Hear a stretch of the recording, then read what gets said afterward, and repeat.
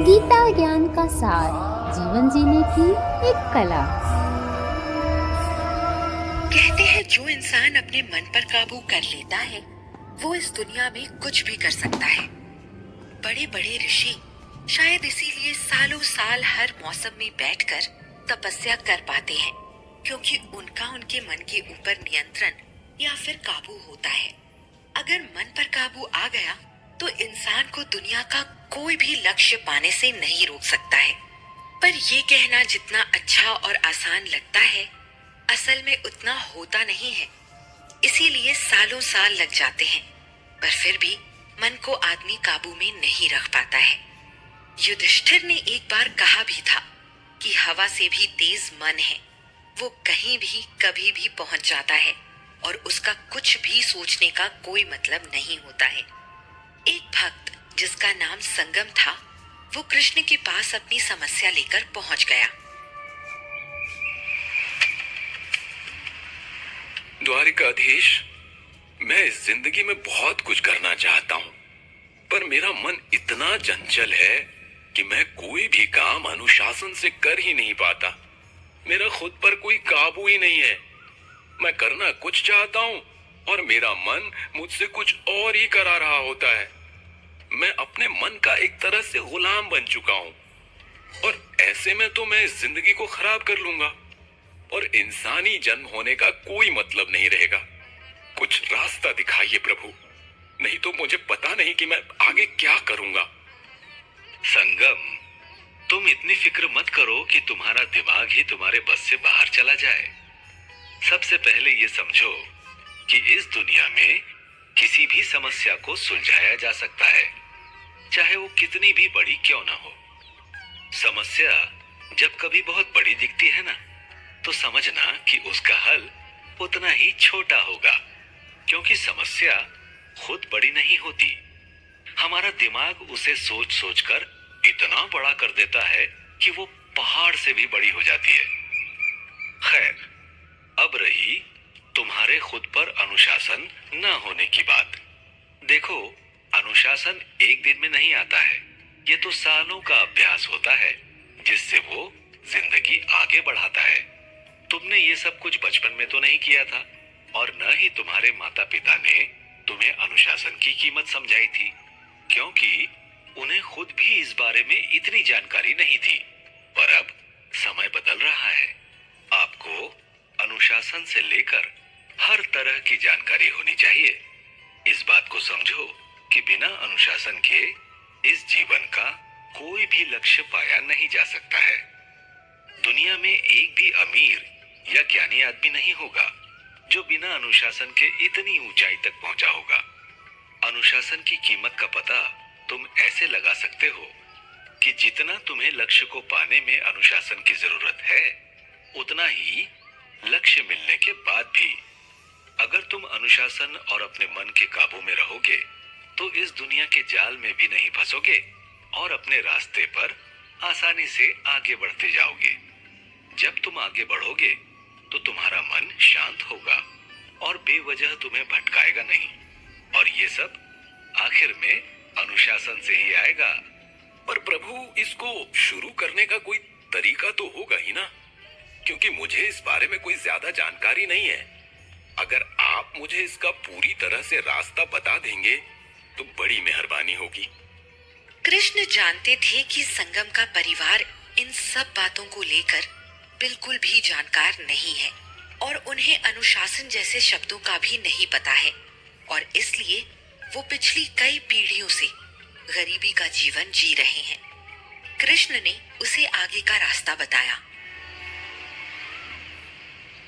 देखो, अनुशासन में रहने का पहला नियम है खुद पर संयम।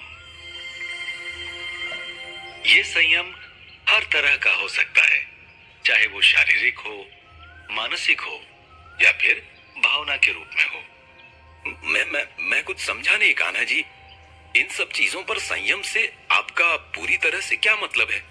मैं अच्छे से समझाता हूँ। मानसिक, शारीरिक और भावना पर संयम का मतलब है कि तुम्हें शुरुआत में अपने मन, विचार और कुछ कामों पर नियंत्रण रखना होगा। कोई भी काम अपने नियम या फिर लक्ष्य से अलग मत करो। अपनी शक्ति सिर्फ लक्ष्य के लिए बचा कर रखो। जब तुम अपनी शक्ति को बचा कर रखोगे तो अपने लक्ष्य को आसानी से पाओगे और उसे पाने के लिए जरूरत की शक्ति भी तुम्हारे पास होगी। इसके अलावा दूसरा नियम है फैसला लेना और कसम खाना कि जो चाहते हो उसी रास्ते में आगे बढ़ोगे। अपनी कसम और फैसले पर अडिग रहना। कोई कुछ भी कहे या करे, तुम्हें किसी भी कीमत पर अडिग रहना होगा, नहीं तो तुम अपने लक्ष्य से बहुत दूर हो जाओगे। मन पर संयम रखने की शुरुआत तुम थोड़े से कर सकते हो। जैसे अगर तुम्हें मीठा खाना पसंद है तो तुम पहले उसे खाना छोड़ो, या फिर तुम्हें कोई खास चीज पसंद है तो उसे त्याग दो। ऐसा करने से तुम्हारे अंदर दृढ़ शक्ति आएगी और इससे तुम्हारे लक्ष्य में मजबूती आएगी। उन छोटे मोटे कामों में सबसे जरूरी काम है कि अपने सुबह उठने का एक नियम बनाओ। उठकर सबसे पहले अपने आप को समय दो। कुछ घंटे अपने दिमाग के लिए खर्च करो। शुरुआत में भले ही तुम कुछ पल के लिए बैठो, क्योंकि शुरू में घंटे भर कोई अपने ऊपर काम नहीं कर सकता है। इसलिए धीरे धीरे शुरुआत करके फिर समय बढ़ाओ। जब तुम अपनी दिनचर्या का अनुशासन ठीक कर लोगे तो तुम्हारे काम का अनुशासन अपने आप ही ठीक हो जाएगा। प्रभु, हम जो कसम खा रहे हैं या फिर जो भी फैसला ले रहे हैं उसको कैसे समझेंगे कि वो मजबूती से लिया जा रहा है? कभी भी जब कोई फैसला लो तो मन में जरूर सोचो कि क्या सच में तुम यही चाहते हो या बस यूं ही कुछ समय के लिए तुम ये सोच रहे हो। हमेशा अपने छोटे लक्ष्य और बड़े लक्ष्यों को अलग अलग करके रखो। इससे तुम्हें उन्हें पाने में आसानी होगी। जब तुम्हें अपना बड़ा लक्ष्य पता चल जाए तो उन्हें अपने छोटे छोटे लक्ष्यों के साथ आगे बढ़ाना सीखो। अपने लक्ष्य को बहुत ही सकारात्मक और उम्मीद से भरा बनाए रखो। खुद का हमेशा उत्साह बढ़ाते रहो और अपने मन को स्वस्थ रखो। मैं स्वस्थ मन से आपकी बात नहीं समझा। ये स्वस्थ मन कैसे होता है और कैसे मन को स्वस्थ किया जा सकता है? स्वस्थ मन बेहतर जीवन के लिए सबसे जरूरी है। और अजीब बात यह है कि आदमी सिर्फ शरीर का ध्यान देता है, मन को तो वो कुछ समझता ही नहीं है। मन को देने के लिए इंसान के पास कुछ भी नहीं है। जितना किसी इंसान के लिए स्वस्थ शरीर जरूरी है उतना ही स्वस्थ मन भी जरूरी है। और उसे पाने के लिए कुछ रास्ते हैं जो मैं तुम्हें बताता हूं। पहला रास्ता तो मैं तुम्हें बता चुका हूं कि रोज सुबह उठकर कुछ देर ध्यान लगाना। दूसरा तरीका अपने आप की एक अच्छी आलोचना करना कि तुम क्या कर सकते हो और क्या नहीं। तीसरा अपनी इंद्रियों पर काबू रखना, चाहे वो खाने की बात हो या फिर बेवजह की चीजों का इस्तेमाल करने की बात हो या फिर गलत लोगों के बीच समय बर्बाद करने की बात हो। चौथा, अपने दिन को हमेशा काम के हिसाब से बांट दो और उसके हिसाब से ही काम करो। पांचवा, हमेशा अच्छा और पौष्टिक खाना खाएं। अच्छा खाना न सिर्फ शरीर के लिए जरूरी है बल्कि उससे आपका दिमाग और मन भी पूरी तरह से शांत होता है। अपने लक्ष्य को पाने के लिए कुछ चीजों का त्याग करें। कई बार वो त्याग छोटे हो सकते हैं और कई बार बड़े भी। अपने लक्ष्य के थोड़ा भी पूरा होने पर खुद को शाबाशी दें। और आखिर में जो भी आप सोच रहे हैं या जो भी आप करना चाहते हैं उसे अपने सबसे अच्छे दोस्त जो आपकी बात समझते हैं उनसे इस बारे में बात करें।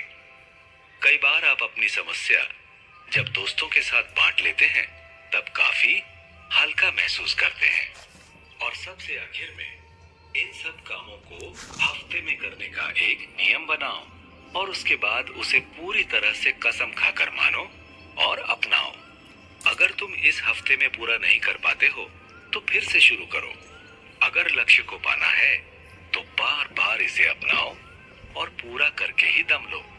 तो संगम, क्या मेरी बातों को तुम समझे? कृष्ण की बातों से संगम काफी कुछ समझ गया था और उसके चेहरे पर अब एक मीठी मुस्कान थी। वो कृष्ण को नमस्कार करके चला गया। आजकल हम अपने आप को इतनी ज्यादा इज्जत देने लगे हैं कि अपने ही मन के गुलाम हो गए हैं। जो मन कहता है वही करते हैं और एक पल भी अपने प्रति कठोर नहीं होते। हमेशा नहीं, पर कभी कभी अपने प्रति कठोर होने से आप अपने लक्ष्य के करीब जा सकते हैं। अपने फोन और इंटरनेट के इस्तेमाल को भी सीमित कीजिए। जब काम ना हो तब भी उसे मत चलाते रहिए। अपने ऊपर पूरी तरह से संयम रखिए।